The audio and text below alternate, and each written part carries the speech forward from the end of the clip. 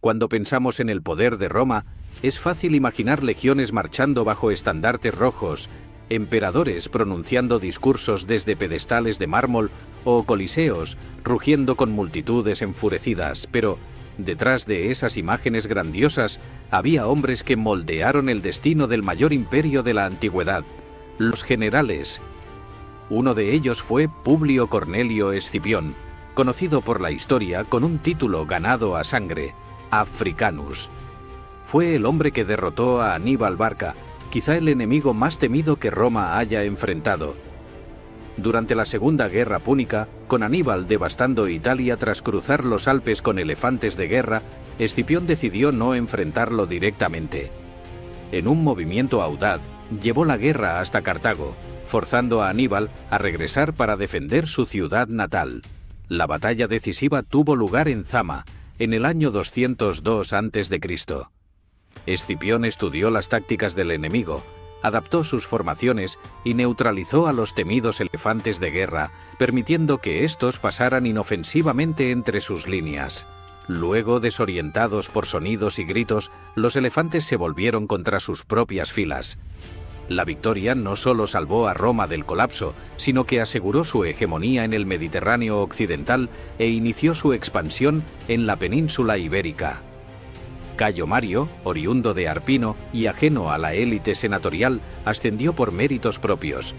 Fue responsable de una de las reformas más significativas en la historia militar.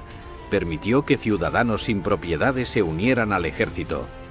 Estos hombres, antes marginados, recibían entrenamiento, equipo y la promesa de tierras a cambio de su servicio. El ejército romano se volvió más profesional, aunque también más leal a sus generales que al Estado. Mario luchó contra los númidas en África y enfrentó con éxito a las tribus germánicas de los teutones y los cimbrios, siendo elegido cónsul 7 veces. Sin embargo, su creciente poder provocó una rivalidad mortal con Lucio Cornelio Sila. Sila, de origen modesto pero de ambición desmedida, marcó un punto de inflexión en la historia republicana. Primero aliado de Mario en la guerra contra Yugurta, luego se convirtió en su enemigo. Cuando el Senado intentó retirarle el mando contra Mitrídates, Sila hizo lo impensable.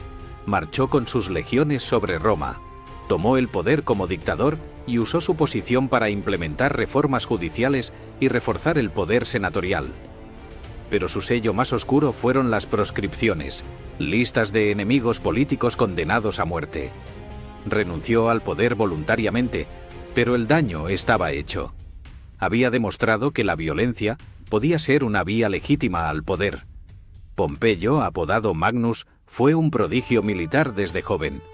Tras victorias en Sicilia y África y su actuación en la guerra civil junto a Sila, ganó fama como el restaurador del orden.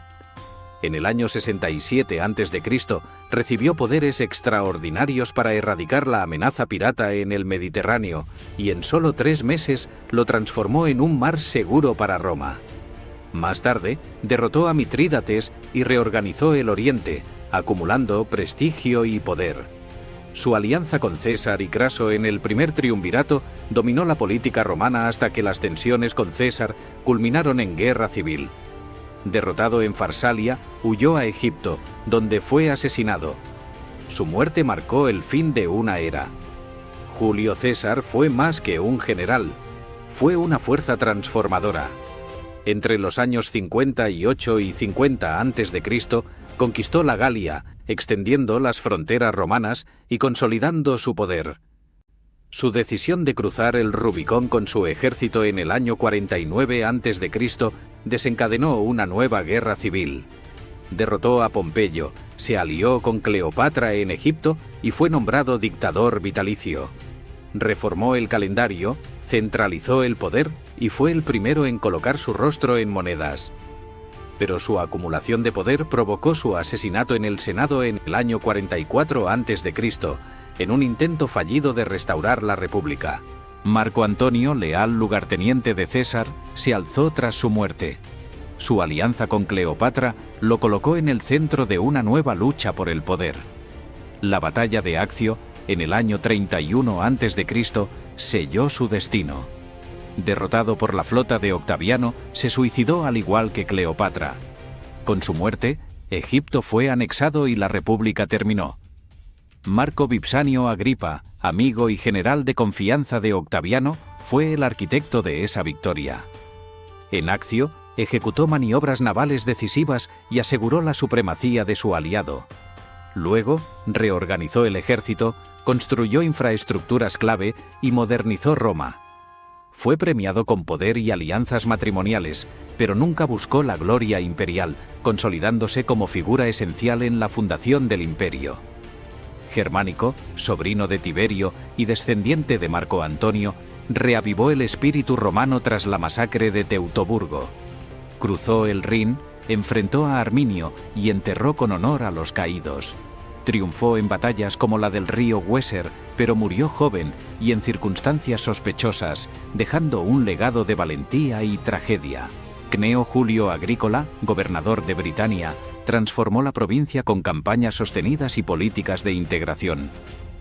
Venció a los caledonios en Mons Graupius y confirmó que Britania era una isla. Su éxito despertó la envidia del emperador Domiciano, quien lo apartó del poder. Murió en el anonimato, víctima quizá del temor imperial.